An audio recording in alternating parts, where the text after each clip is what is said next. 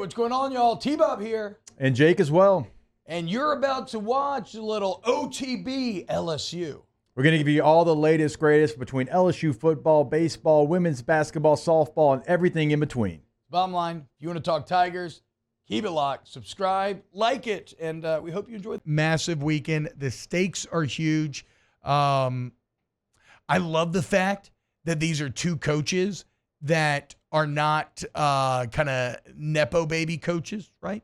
These are two coaches that have earned their stripes, that grinded their way up, winning at small schools, winning at mid-level schools, winning at big schools, and now arriving at this inflection point where the winner survives and advances and the loser is knocked out. Two coaches that are very similar in terms of Kayla DeBoer and Brian Kelly, both kind of earning their way up, both not Southern natives and now finding themselves, in charge of these massive Southern football empires.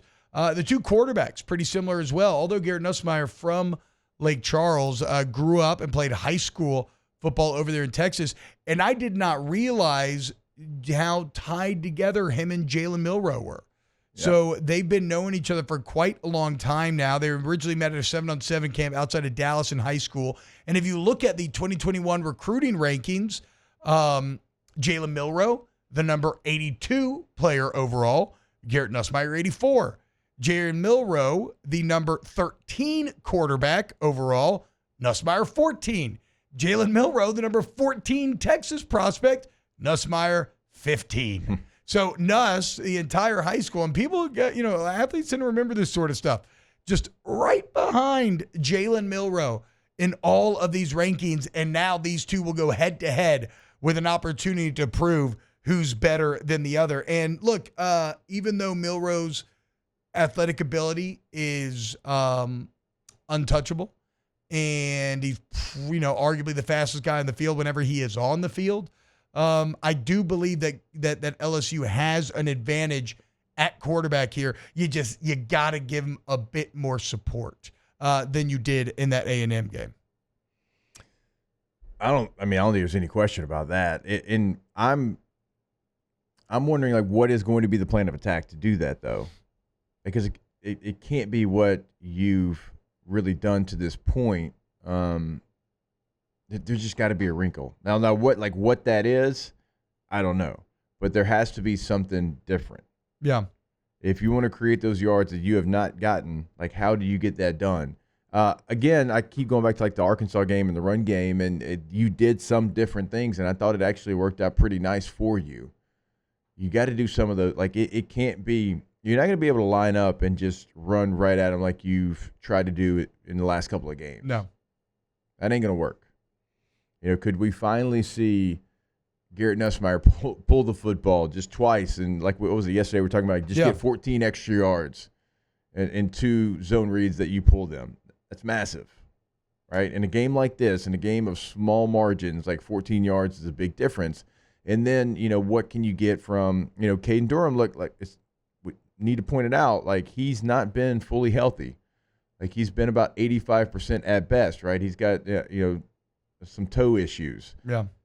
What did the bye week do for him? How much did he do during the bye week? Does he have an extra pep in his step? So that kind of encourages you a little bit, because South Carolina game, he did it on his own basically, right? Think about how many tackles he broke at the line of scrimmage and had big success that day in Columbia. That's against a better front seven than you're going to face today. Yeah. So it can be done. Getting him healthy and having 2 things that they're not ready for in the run game hopefully will be the difference. In terms of health, the Dellinger absence remains very large, looms very large, right? Yeah, that's your best run blocker easily, and you go from him to a redshirt freshman, and Mbinga, who's really your 7th guy, not even your 6th. That's going to be a big hurdle to overcome. Then again, remember, A&M just went through this, right? They were without Basantis. They went to a freshman. After Basantis, they managed to get it done. No excuses. You have to do the same thing. For Alabama, even though, Jake, did you see the injury report that I put in the document here? It is kind of insane how much attrition has happened to this LSU roster over the year. Alabama has 2 players on the injury report. Now, they're both good, important players, which is unfortunate for them. It's Keon Sabb, part of that secondary, and it's Cole Adams, their returner and one of their wide receivers. But that's the only two. LSU has 1, 2, 3, 4, 5, 6, 7, 8, 9, 10, 11, 12, 13 players as listed out. And that's not even getting into C.J. Daniels being listed as questionable. That said, even though Tyree Adams would be a starter in this game, really, it's like Tyree, Dellinger, but after that is kind of a lot of backups. Just interesting to see the disparity there. But C.J. Daniels listed as questionable. He will suit up on Saturday. I hope, because he tried to play both the last two games, ended up, still kind of re-aggravating things. I really hope that C.J. Daniels was able to make some recovery strides over the last 2 weeks. Yeah, me too. And I saw an account, and I don't remember which one it was. It's like, he might be out, but it's okay. Like, you've got other guys. You have other guys at the position, but I just want everybody to know that he's different. His aggression towards coming back towards the football, strong hands, always catching it, and always making the first guy miss, that is something that a quarterback will fall in love with. If you throw a 5-yard hitch and your receiver, he's going to fight for it where only he catches it, and then he's going to turn it into always 8 to 10. And if you don't have that, you lose a little something.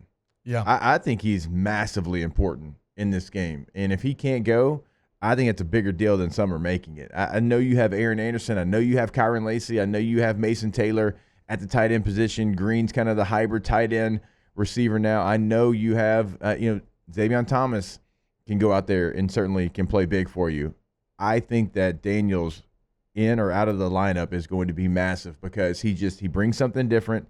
He's a veteran presence. He's been in college football for a long time, and I think he is the most competitive at the ball. And so that's exactly why you hope that he's available for Saturday.